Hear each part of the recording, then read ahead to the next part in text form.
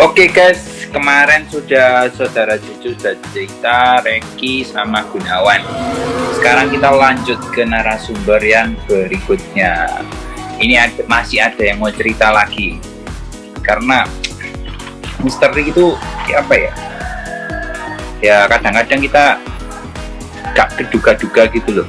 Tahu-tahu kelihatan kayak kemarin itu Reki monceng atau ada belakangnya Gunawan waktu SD waktu bangun setengah sadar ya toh Jojo juga gitu ya. Nah sekarang kita lanjut aja langsung ke narasumber bersangkutan. Oke, siapa sekarang mau cerita ini? Giliran siapa? Ya nih.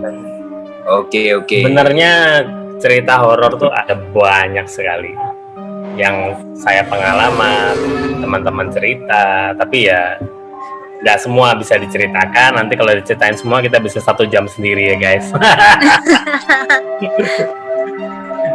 Jadi banyak kisah lah yang bisa diceritakan, itu mulai dari tempat kos yang berhantu lah, atau mungkin ketemu pengalaman sendiri di kampus juga ada, banyak lah. Nah salah satunya yang seru nih teman kampus saya. Ini ceritanya dia sih sebenarnya. Jadi saya dengarnya itu juga merinding. Jadi teman saya ini salah satu grup dia anggota dari UKM Pencinta Alam. Jadi kan Anda tahu pencinta alam itu pasti pergi-pergi ke tempat-tempat alami gitu ya. Ya pergi ke hutan, camping, atau pergi ke air terjun, biasanya begitu sih. Nah, jadi waktu itu teman-teman semua mau berangkat. Mereka mau pergi dulu untuk istilahnya survei dulu. Terus akhirnya teman saya tuh sama temennya berdua aja, mereka pergi survei ke hutan di Kalimantan Selatan. Nah, saya juga lupa sih namanya waktu itu hutan apa, tapi mending jangan disebutin lah. Nah, jadi terus akhirnya 2 teman saya ini mau masuk ke sana. Jadi di hutan itu pasti ada orang yang jaga, juru kunci lah istilahnya. Jadi waktu dia mau masuk, dia izin dulu. Boleh nggak kita mau cek survei camping di sini? Terus yang juru kuncinya juga tanya, kalian yakin mau camping di sini gitu? Sebaiknya jangan sih gitu. Juru kuncinya tuh takut lah istilahnya kalau misalnya mereka sampai camping di sana ya. Tapi nggak cerita kenapa gitu kan. Jadi ya namanya anak muda ya penasaran aja. Kayaknya bagus-bagus aja gitu alamnya. Kalau hantu ya paling biasa lah mereka pikir gitu kan. Nah terus sama juru kunci dibilang gini, pokoknya kalian kalau ke sana mau masuk silahkan, jangan sampai keluar di malam hari. Jadi jangan sampai istilahnya matahari terbenam baru mereka mau coba keluar gitu loh. Terus kalau kalian terpaksa, mungkin nyasar atau gimana gitu ya. Kalau kalian terpaksa, kalian pokoknya dengar suara dipanggil-panggil namanya atau ada suara orang menyanyi, jangan sampai menoleh ke belakang. Juru kunci ngomong gitu. Waduh, serem kan? Jadi akhirnya masa sih kayak gini gitu. Ya teman saya pergi aja dengan temennya, akhirnya masuk ke dalam hutan, dia survei. Jadi setiap mereka jalan itu mereka akan nancepin kayak tok kayu gitu ya untuk arahnya mereka gitu, supaya nggak nyasar. Jadi ambil kayu tancepin di tanah, ambil kayu tancepin di tanah gitu, terus ditandain. Tiap kayu ada kainnya gitu. Masuk lama, terus akhirnya lihat bagus nih kok tempatnya gitu. Di dalam hutan tuh ada sumber airnya juga, kan cocok banget buat camping gitu. Jadi tempatnya benar-benar memadai. Terus sampai akhirnya mereka ngecek, matahari mulai terbenam nih. Itu katanya juru kunci kan harus cepat keluar gitu. Wah, langsung mereka cepet-cepet balik arah. Nah pas mereka balik arah, nyasar. Lupa gitu loh. Waduh kok ini ya, kayunya kok nggak ada patoknya itu. Dicariin kok hilang gitu, cari sampai mau gelap. Jadi matahari sudah turun banget, langit itu sudah orange lah warnanya. Baru ketemu patok kayunya. Wah ini nih. Terus mereka langsung lari nyusuri itu, cepet-cepetan kan, terus lari. Nah sambil lari itu teman saya ini ngomong, kamu dengar gak sih di belakang kita tuh ada orang kayak rame gitu loh, ada banyak orang gitu. Tapi kan mereka ingat gak, jangan noleh ke belakang kan. Jadi teman saya bilang, enggak sih, enggak gitu. Terus pas lari lagi, tahu temannya bilang gini, kamu dengar gak sih ada suara orang panggil-panggil namanya kita gitu. Terus teman saya juga, enggak, aku nggak denger. Lari terus dia, waduh ngeri kan. Lari terus sampai ngos-ngosan, aduh sudah gelap. Akhirnya sudah gelap sama sekali. Dengarlah mereka berdua suara cewek menyanyi. Suaranya kayak merdu gitu, tapi kok lagunya serem. Suwir, suwir, kayak gitu lagunya ya. Terus habis itu, wah, aduh kok tambah ngeri gitu. Mereka mau istirahat nggak jadi, terus lari lagi dengar suara itu. Kali ini dua-duanya dengar suaranya. Waduh, kamu denger kan? Iya, aku denger gitu. Tapi nggak berani nyebutin. Lari terus mereka. Lari, nah ternyata juru kunci dan warga desa tuh udah nungguin di pintunya hutan itu. Sudah ditunggu. Karena mereka kan udah balik-balik. Sudah mau dicariin gitu loh. Nah, pas lari, itu kan suara masih ada. Mereka sudah lihat yang nungguin tuh di depan kan sudah banyak. Paling kisaran 30 meter, 20 meter lah. Temennya ini penasaran banget.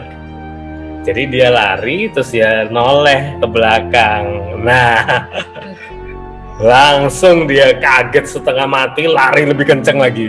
Kenapa? Ternyata waktu dia noleh ke belakang itu, dia lihat ada cewek, rambutnya putih, panjang gitu ya. Terus rambutnya hitam, tapi bajunya putih, rambutnya panjang, bergelanyutan itu, digoyang-goyang gini. Dia duduk di atas dahan pohon, rambutnya digoyang-goyang, sambil nyanyi suwir, suwir gitu ya. Wah, langsung lari dia kan, lari langsung. Untung sudah ketemu itu, kalau enggak mungkin temannya udah hilang gitu. Waduh. Jadi mereka langsung ketakutan luar biasa, cerita ke juru kuncinya.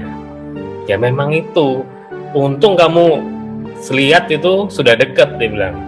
Kalau waktu kalian tadi belum melihat kita, belum rame, kamu sudah lihat ke belakang, ya kamu sudah hilang.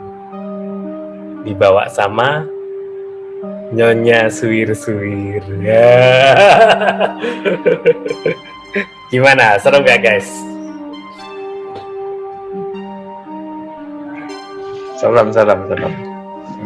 Serem.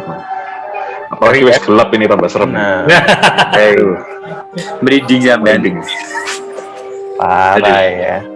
Serem gitu. Ya sudah bisa dipastikan mereka nggak bakal camping di sana.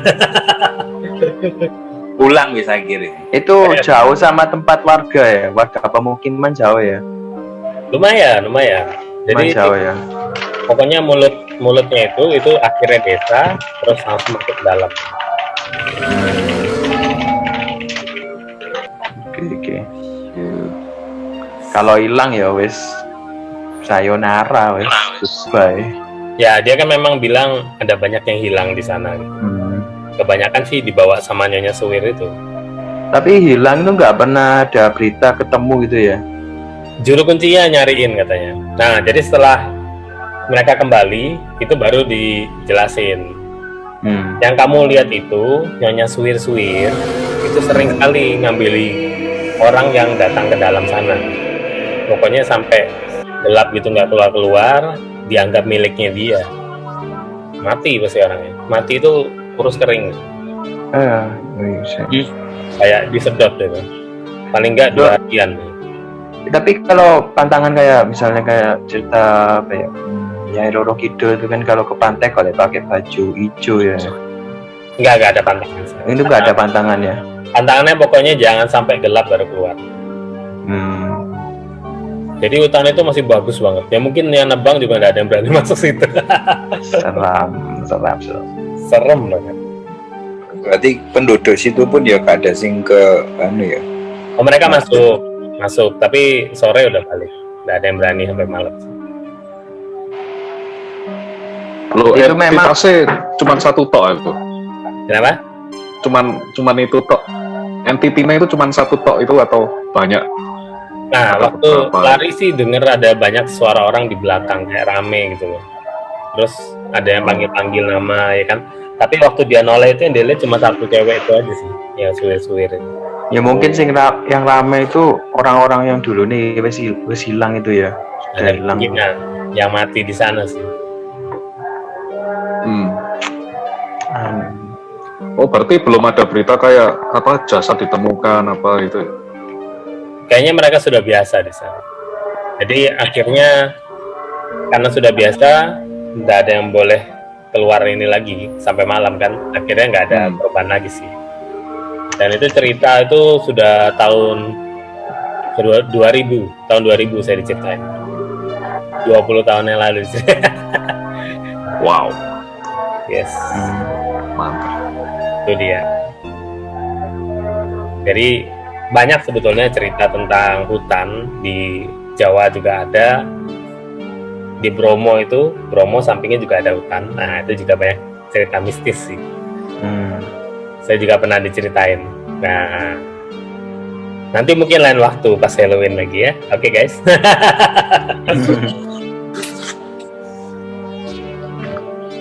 Atau mungkin kita nanti syuting di sini langsung bisa ketemu. Aduh, Mundur, jangan. menyerah. Ya, di tempat kita tinggal sekarang, saudara. Ini sangat seru sekali. Di dalam sini bersih, tapi di kiri kanan ada something. Nah, jadi Iya. apakah Wong Pieto mau syuting? Boleh. Oke, guys. Jadi yang setuju Wong Pieto syuting, komen di bawah dan like ini yang banyak. Gak apa-apa kita syuting Uji nyali. Itu apa tempat tinggalnya Kudude pakai drone aja. Tapi pemainnya satu aja. Loh, pemainnya Gunawan sendiri. Dipacaki toyo lah. Ayo vote. Ngawur sih. Saiki kok ngawur wis kapok. Kok ado-ado di oma dhewe, di omahe makku. Matane ditemi-temi deh. Lo ya, jangan jadi jagoan kandang terus toh ya. Iya. Harus merantau.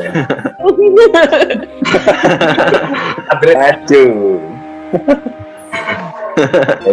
Oke. Jadi para pemirsa, penonton, kalau Anda setuju Wong Pieto mau syuting uji nyali, silakan komen dan like sebanyak-banyaknya. Oke. Saya Oke. Katanya- Ikut. menyerah. Nah, kalau misalnya Anda mau request siapa yang mau diujikan nyalinya, silakan komen di bawah juga namanya siapa. Gunawan. Ngerai wis mending terakhir kentang. Tuh. Oke. Ini terus ada cerita lagi nggak ini? Oh, Sudah itu ya. Oh. Oke. Itu guys cerita-cerita misteri dari pengalaman-pengalaman ya, ada yang dari langsung dari member Wong Pieto ya kan, ada juga yang kayak Gundi dari temannya, ada cerita kisah misteri. Ternyata cukup serem juga ya guys. Dan ya gimana ya? Ya percaya nggak percaya, tapi emang ya seperti itulah di dunia ini, bukan cuman apa ya manusia, cuman ya ada alam lain juga ternyata ya. Seperti itu guys, ini episode kita kali ini tentang Halloween. Nah, kita membahas tentang cerita-cerita misteri dari member-member Wong Pieto. Dan terima kasih sudah menyaksikan video kita ini guys, dan jangan lupa subscribe dan juga like-nya ya guys. Oke, sampai nanti ketemu lagi di episode selanjutnya. Oke. Yeay. Dadah. Goodbye. Bye.